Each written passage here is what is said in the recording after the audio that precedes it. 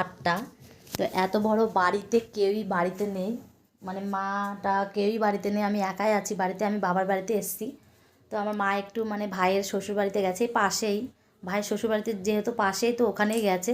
তো বাড়িতে একা আছি, তো কী করব বুঝতে পারছি না। তাই তোমাদেরকে একটা জিনিস দেখাই আমি। এই দেখো, আমার বাবা মা দীঘায় গেছিলো, দিদিমা পুরী দীঘা।